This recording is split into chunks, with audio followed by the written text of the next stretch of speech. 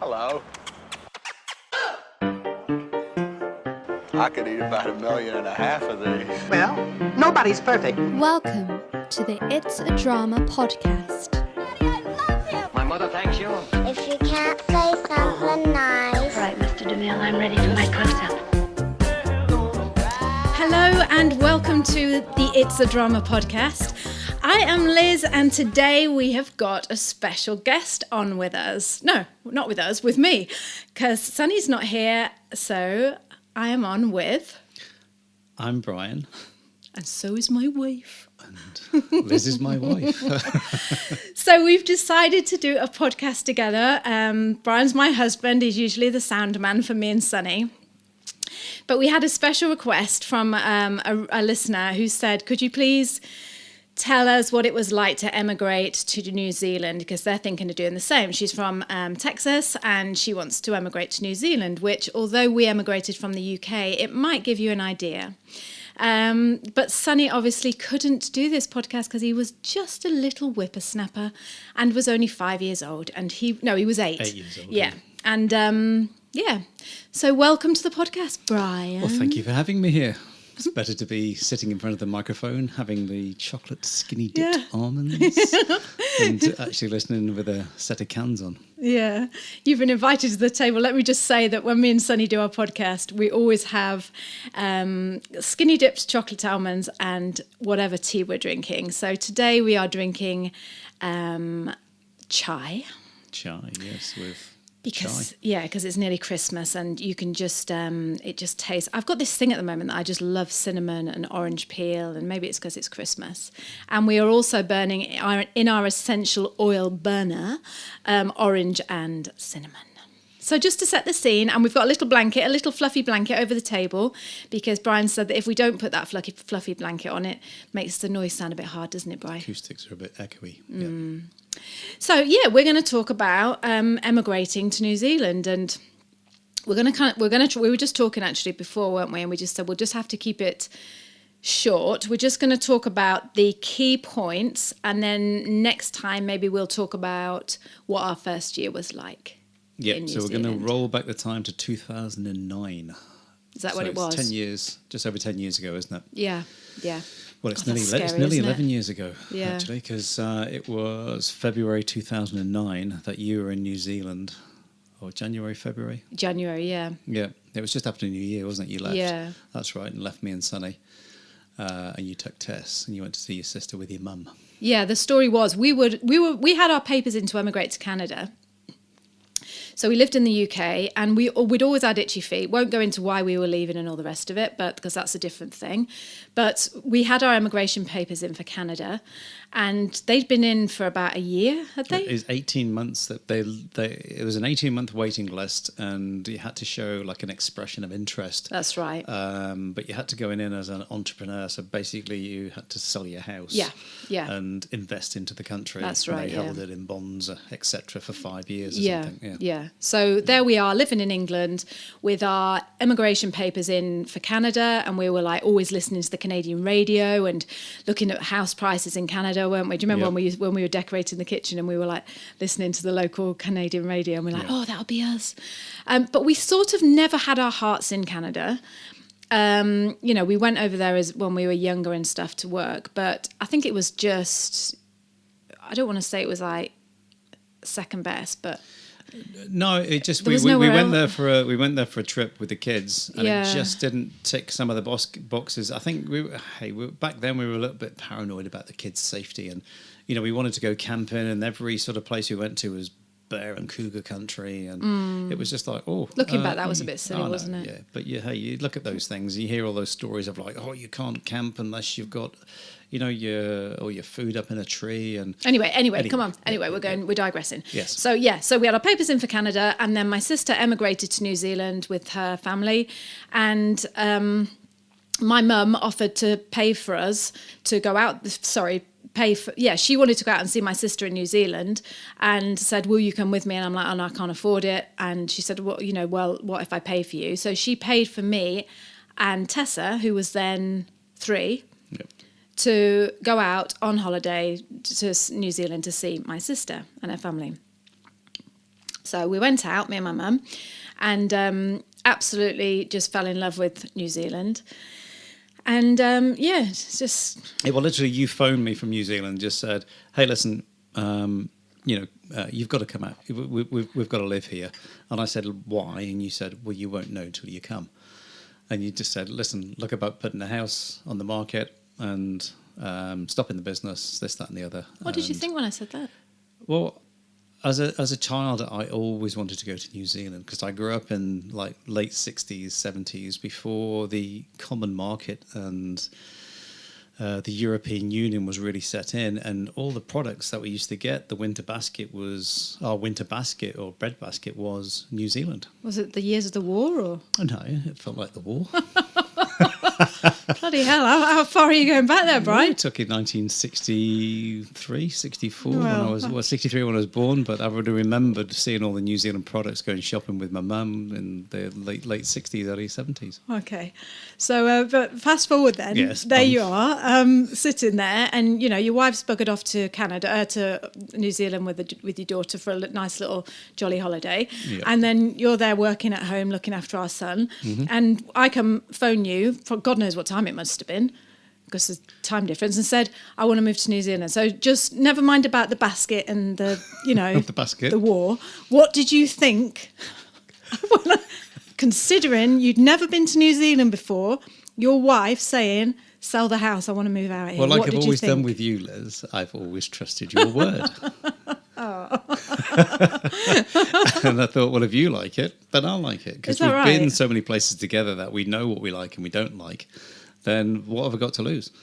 We can always go back to the UK. That's why philosophy has always been, hey, what's the worst thing they can do? If it all goes wrong, you come back, start up again. It's very brave that, though, Brian. I don't know if I would have been the same. Say if you'd gone on holiday, or gone to Dubai or wherever, somewhere I'd never been, and you said, I don't know. Yeah, but that's... I don't know if I'm not quite as open as you, maybe. But why, the way I looked at it, I wasn't 100% enjoying what I was doing. I was, I was plumbing and doing bathrooms and you're working kitchens really hard for people and all sorts of stuff. And I literally was a one-man band. I used to have a bit of help from Gareth at times and Sam.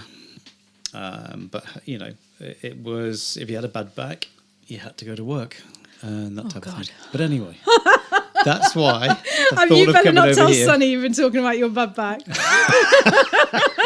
you had to get that in. Not as bad as the sleeper bus, bad back. So you trusted me, which, good on you. That's fantastic for that. Most people would have to say, I need to see it for myself. Yep. So anyway... What are you looking at the time to see how long we've been doing? 7 minutes 44 seconds. Okay, so I'm thinking that we're diversifying. Yeah, moving on then. But this is what we tend to do. You see, when we're doing the blog, because when we're doing the podcast, You've got to have a bit of fun in it there as well. But anyway, so there we are in England, and I've come back from New Zealand, and so we should forget about Canada. But let's just talk about when you came back, because you actually were a little bit of a changed person, and you were on a mission. That's what we wanted to do, and we were going to do it. We were going to achieve it because your mindset was like, "That's it, we're going." Yeah. Yep.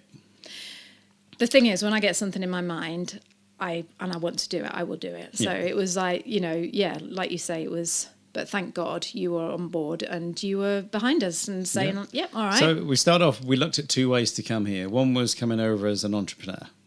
And that would have meant coming over and having to buy a business, whether it was a small cafe or a sandwich bar or something.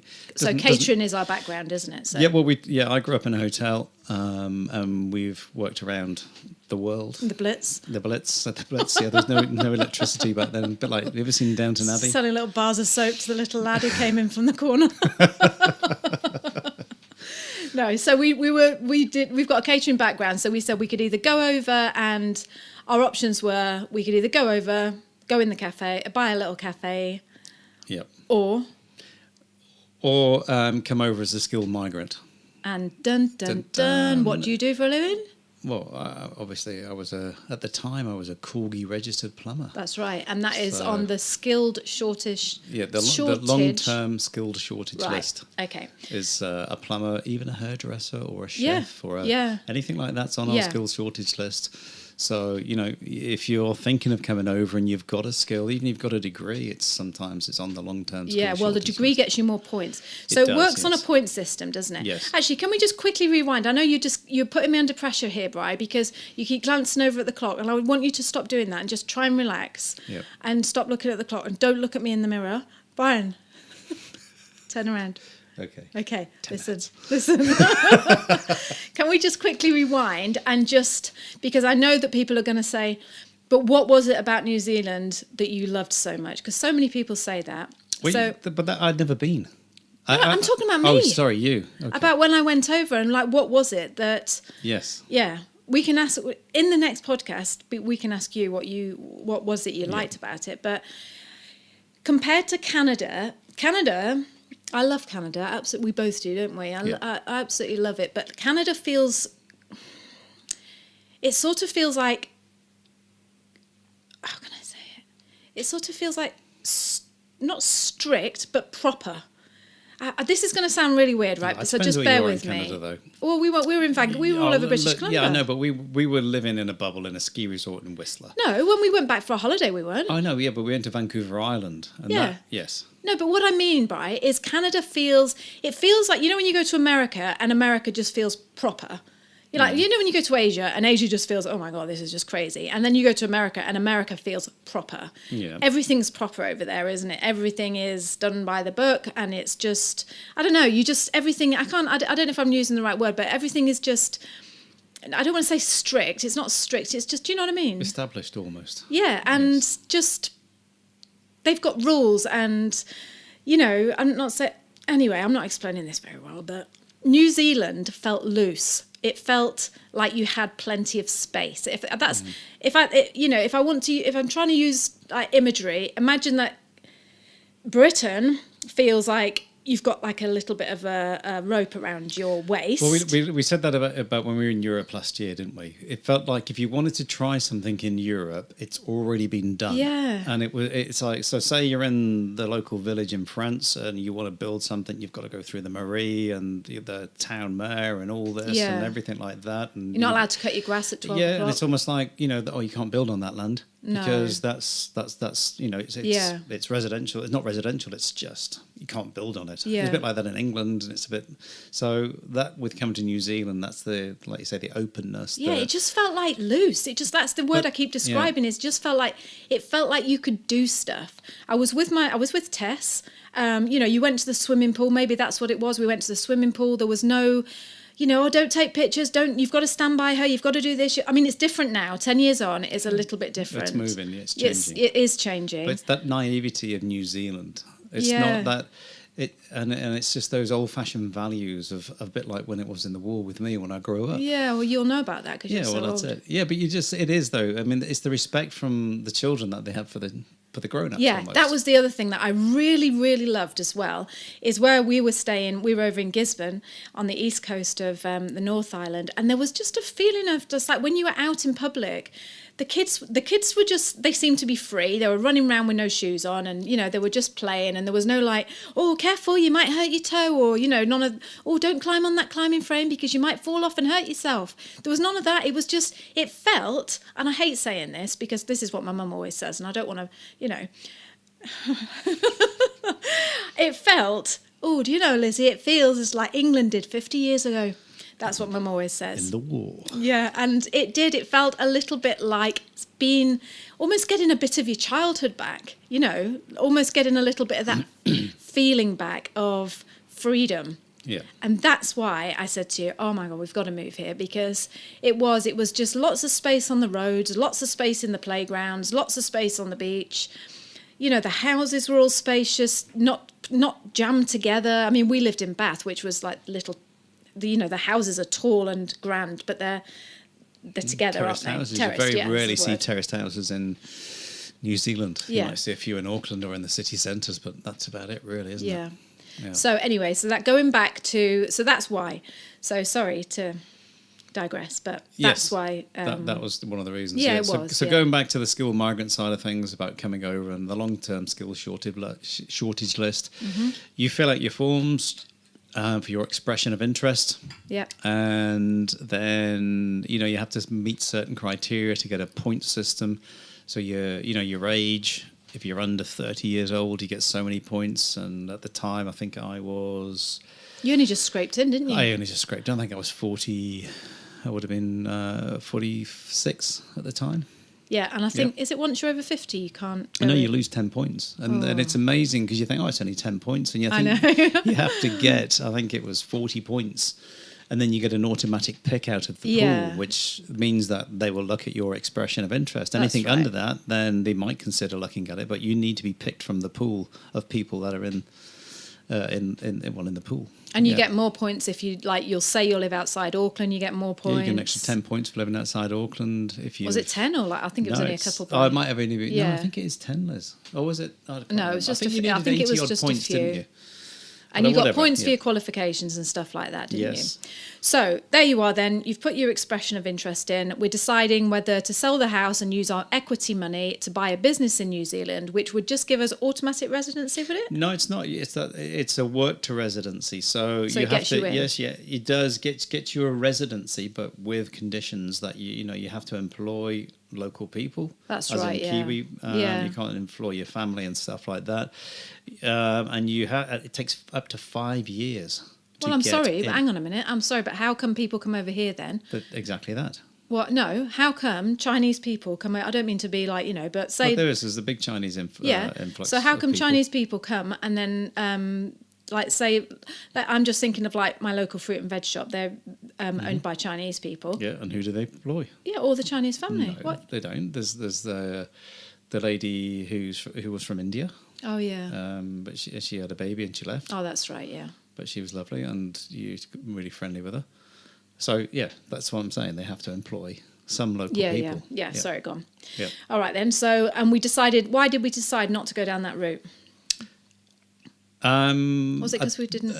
Literally at the time, we had to sell the house. So not had to sell the house. We would have had to buy a business.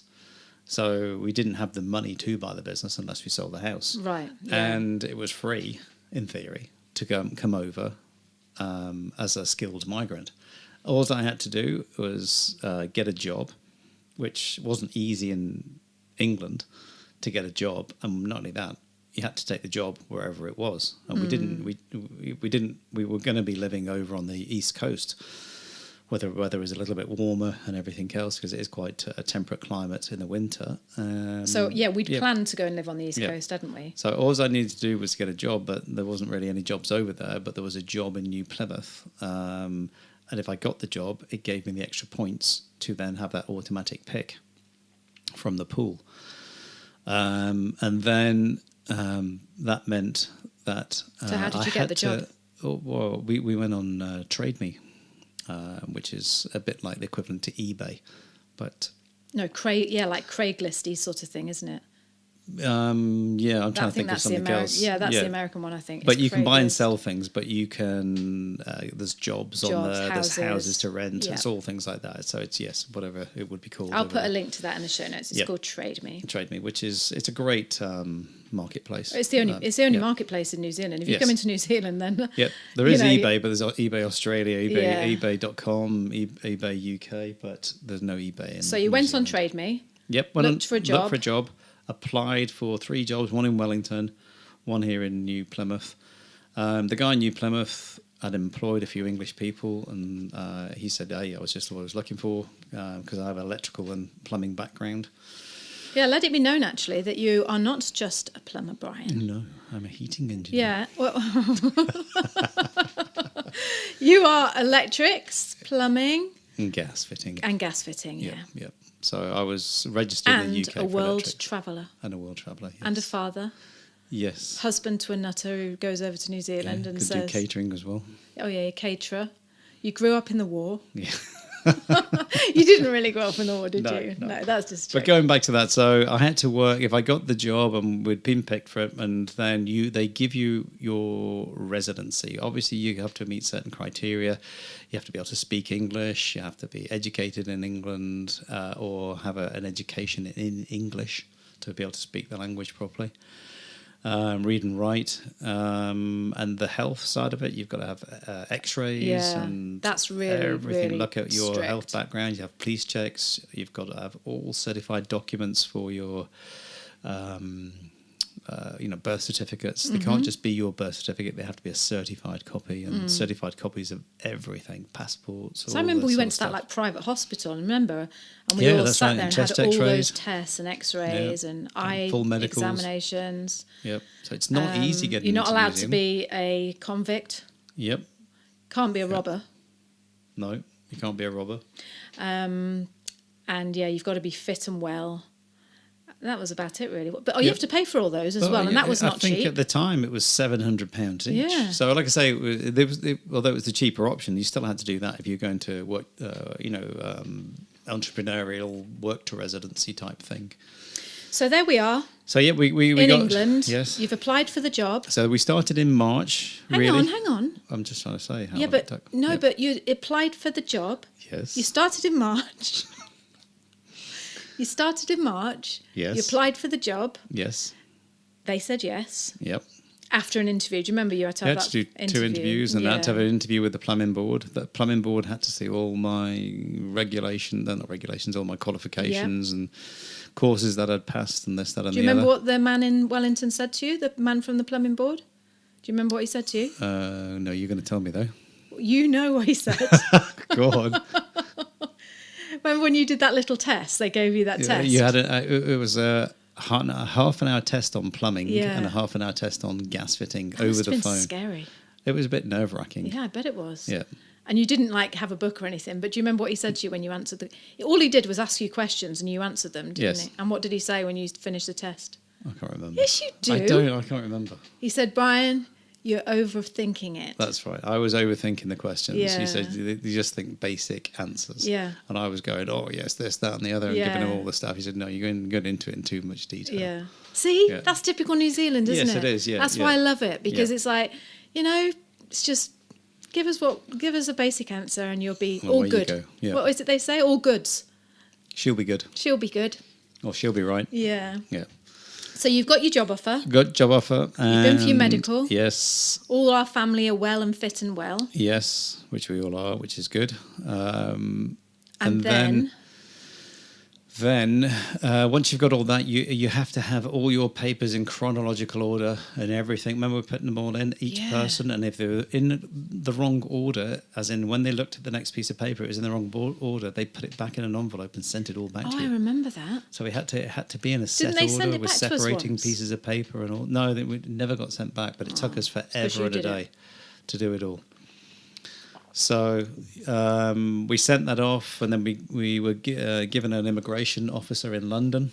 Where did you send those papers off to? New Zealand London. or No, London? London. Right. Yeah, all the stuff for the plumbing board I had to send off, because you have IQAS, which is International Qualification Assessment System.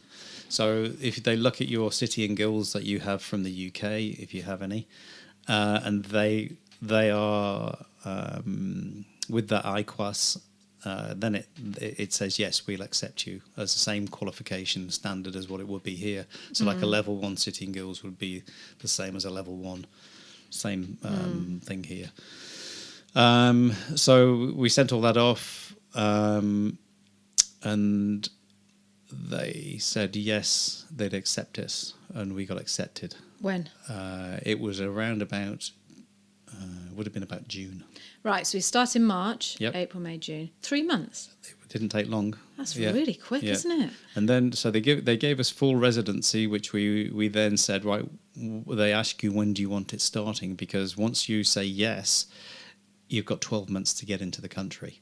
Oh, right, okay. So, but we said we wanted to be on the 1st of August. We wanted to leave the UK and get over here. Now, the thing they do with you when you get that residency, so you get full-blown residency, and it has a clause, I think it's a 33C, which you have to work in that job as a plumber for 90 days. That's right, yeah. Yeah. So, and if you don't do that, then you've got 12 months to do that 90 days. Other than that, you have to then return back to the UK. Right. So, And I would imagine it's the same as the US, isn't it? Most places would be similar to that, yes, but it's not. US. It's not just getting a what's the thing? You get a job permit. It's not like getting a job. You can come to New Zealand on a 6-month. What do they call it? Tourist visa. Allowed to stay for 6 months from the UK. But then you can, if you have got that skill set, you could apply for a work permit. And that's what my friend Maddie is doing. She's from America, and her husband is in oil and gas. Alex, I think his name is, and he's in oil and gas, and they're thinking of coming over to New Zealand. She would probably just get a 2-year work permit, wouldn't she? You can do. If you only come in as a short term, then yes, you can get work permits. Yeah. But you can still apply for your residency once you've got that work permit. Yeah. But it's quite a long process doing it this way. Our way was the easiest and quickest. The other way is normally a work to residency, which you normally then work for 3 years. But what if she came over and worked for 2 years? What's that one then?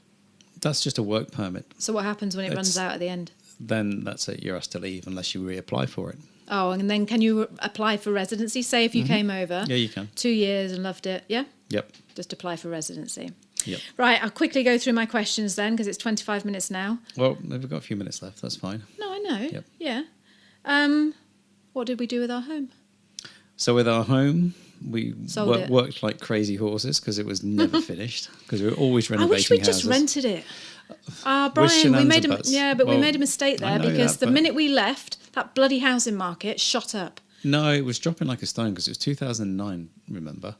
And it basically, the housing market sort of hit its peak around 2007, 2008, and then the crash. Yeah, but it went back up. What I'm saying is it did go back up. Yeah, but the late 2008 was the big crash, wasn't it? And the housing market stalled. Oh, Brian, you love your dates. Well, there you go. I just remember it because it was quite significant. Yeah, but all I'm saying, the time we want to sell the house, yeah, the housing market dropped. I know it did, but that's what I'm saying. Why? The reason we sold our house and didn't rent it, like we should have done, because if we'd have rented it, we'd be flipping millionaires now, because it's gone up so much, that property. Yeah, it has, but we've got a house here in New Zealand. Yeah, I know, so but it's not. The housing market in New Zealand is very buoyant. I know. But so, Brian, I just ifs wish. Ifs and ands and buts. I know, and Brian. Shud's a shaming word. Don't forget. Ifs and ands and buts. I wish that ifs and ands and buts, we just rented the house. It's what you've got in your pocket now, not what you could have had. I know, but I'm just saying. Yeah. But the reason we didn't was because I think we just wanted to cut our ties, didn't we? Yes. I think that's what it was. It was like, no, because if we rent it, we're going to have to keep coming back if there's a problem, and if it stands empty, which it wouldn't have done because it was in the middle of Bath. But if it stands empty, we're going to have to come back and sort it out. We would have had to pay the mortgage still. And to know that you're residency in another country and you haven't told your mortgage company, and then you change from a residential to a renting type situation, we would have had to refinance the house, etc., etc. So. Yeah. Take your money and run. That's what we did. All right, then. Would you do the same now, then? Yes. You wouldn't? I would. You wouldn't? Well, you know what the story was, is we had money in the bank, and the Kiwi dollar to the pound, it was around about $2.50 to $1 New Zealand pound. And I said, send the money over to New Zealand, and you said, no way, it'll go back up. So that's not a very nice thing to do. No, but that's podcast, and it dropped like a stone. So that's why you say we should have left it over there. But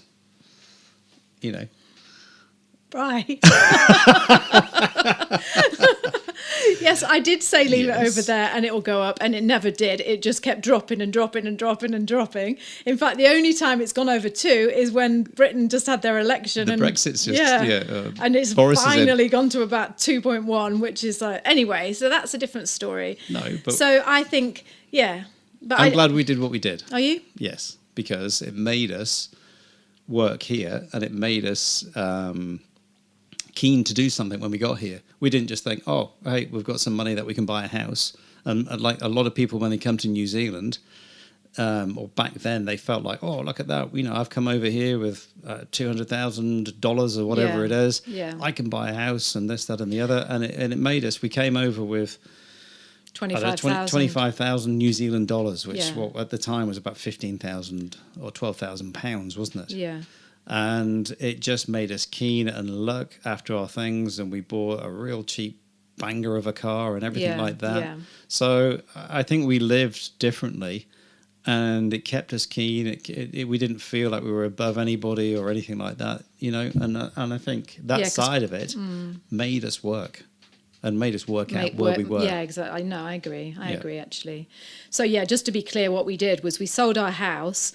We got, how much did we get? 300,000 or something. No, 250,000 pound, was it? Yeah, something like that, yeah. And we put it into an account that we couldn't touch for a year. Yeah. So that's why we didn't have any money when we came over to England, thinking that £250,000 on Liz's brilliant financial advice, oh, no, Brian, that's going to triple in the next couple of years. But actually it didn't. It went below half and all the rest of it, and the rest is history. And yeah, as you say, we came over here with pretty much nothing, 25 grand, and it did make us work, didn't it? And that's hard with 4 kids, a job. Hang on. Oh, go on. We've only got 2.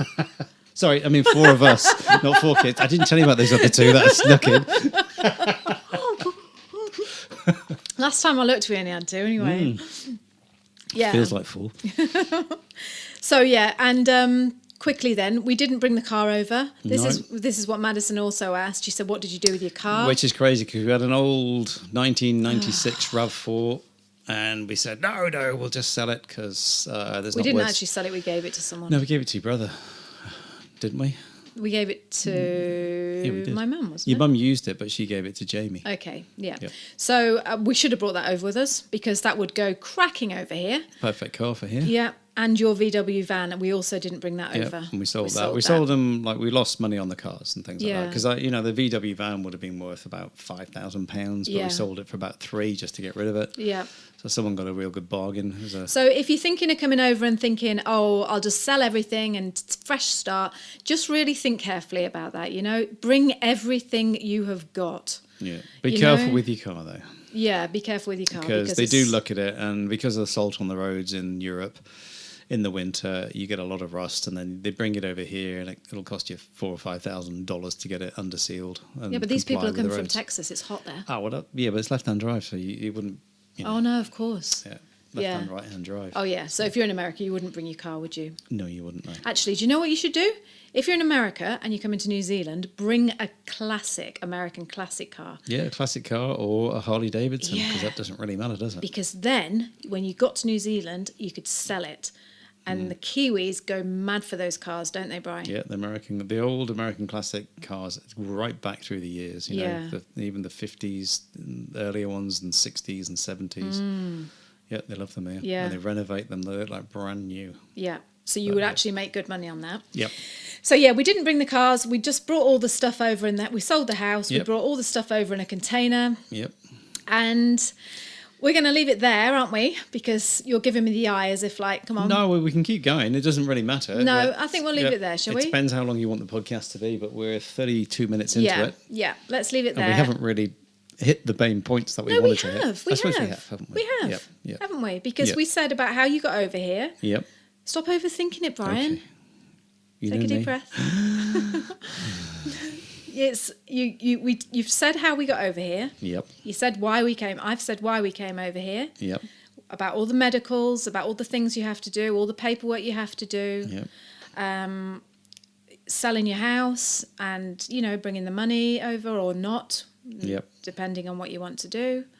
And the cars, what we did with the cars. Madison, you did ask what we did with all our house furniture and things like that. Well, obviously we sold the house and stuck it all into a 20-foot, 40-foot. No, it's a 40-foot shipping container, which you can get an awful lot. We brought everything. We bought every single thing. We even bought a quad bike because we had a... Yeah, we bought a quad bike. We bought all the lawnmowers. People were saying, don't take any of that because it won't get through biosecurity. But I think I spent a week cleaning everything. We even bought garden furniture, tents, the lot, didn't we? Yeah. Like, You do like to have a good clean, though, don't you, Brian? I love cleaning. But it was, I tell you what, though, it was in storage for a year in our garage that we rented a house in. and it was like Christmas Day when we opened everything. Oh, wasn't it? Yeah. It was just and everything was just so lovely and clean. I know. Yeah. Oh my God, look how clean the lawnmower is. Yeah. So what we're going to do is next week or the next podcast, depending on how well this one goes, we will tell you what happened when we arrived in New Zealand, how we went about, because we didn't have anywhere to live, and trying to find somewhere to live with 2 kids and no references was a little bit tricky. So we're just going to talk about that. We're going to talk about how Bry's job went. First year in New Zealand. Zealand. The first year in New Zealand. It was hard for me that year because I didn't have any friends. Things Not that you I've love, got lots things of you friends hate. now. Yeah. Getting the kids into school. They went to school for a year in New Zealand. We actually homeschooled them for the last 9 years, but for the first year in New Zealand they went to school. So we're just going to talk about that and what that was like. Yep. But until then, we're going to say bye-bye. Cheery bye. Yes, and we will see you next time. You got anything else you want to say? We'll leave it till the next time, hey? Have you enjoyed being on this podcast? Hey, it's been really good. Hopefully, hey, if you're listening to it normally and you're hearing Sunny's voice and then you're hearing my voice, hey, leave a comment, and because me and Liz would like to do a few more, but I don't want to spoil Sunny and Liz's relationship because it's very good. And yeah, but it is, isn't it? Like, but this is just a different aspect. This is just when you come on, we can talk about grown-up stuff. Exactly. What could we? Yeah, we could really Like what? Well, you swimming naked? No, we could talk about proper grown-up stuff that we don't talk about in front of the kids, couldn't we? There you go. Yeah. All right, Bri. So I'm going to say, normally it's Sunny that says goodbye, but I'm going to say thank you for listening, and we'll see you next time. Hey, and if you've loved the podcast, you don't just have to leave a review on iTunes. We're available on Spotify. We're available on, I can't remember the other one that I signed up for. So iTunes, Spotify, or however you want to do it. Just go on the website and listen to it on the website. Yeah, or flick us a message, or, you can contact us anywhere. Yeah. On the blog or on social media or whatever. So really glad you're listening, and thank you very much. Thanks very much. Bye. Speak to you soon. Bye. Thank you so much for joining us this week on the podcast. We have loved having you here. If you guys could subscribe to us on iTunes and leave us a 5-star review. Oh yeah, that would be nice. That would be absolutely amazing. And make sure to share the podcast with your friends. And if you'd like to hop over to the blog, find one of the little boxes that ask you to drop your email. I will send you a newsletter every week letting you know when we've released our new podcast. That will go straight into your inbox. So it's www.itsadrama.com. All right, guys, enjoy the rest of your day, and we will see you next week for another podcast. Look forward to it. Bye-bye. Bye. Bye.